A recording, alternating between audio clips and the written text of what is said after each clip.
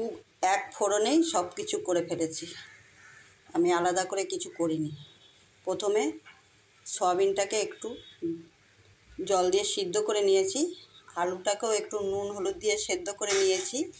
দিয়ে কড়ার মধ্যে সর্ষের তেল দিয়ে ওর মধ্যে জিরে ফোড়ন দিয়েছি, গরম মশলা ফোড়ন দিয়েছি, আদা গ্রেট করে ওর মধ্যে দিয়েছি, একটু হিং দিয়েছি, ওর মধ্যে 1 চামচ লঙ্কার গুঁড়ো, 1 চামচ হলুদের গুঁড়ো, 2 চামচ জিরের গুঁড়ো দিয়ে একটু নুন দিয়েছি, একটু মিষ্টি দিয়েছি, দিয়ে সব মশলাগুলোকে কষিয়ে নিয়েছি।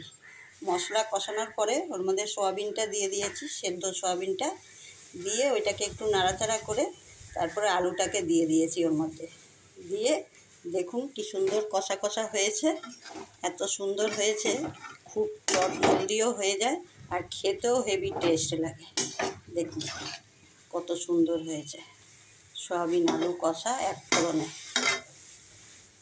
এমনি করে একবার বানিয়ে খাবেন, দেখবেন রুটি দিয়ে, ভাত দিয়ে, লুচি, পরোটা সব দিয়েই ভালো লাগবে খেতে। এটা পুরোপুরি নিরামিষ, এর মধ্যে পেঁয়াজ রসুন কিছুই নেই, শুধু নিরামিষভাবেই করেছি।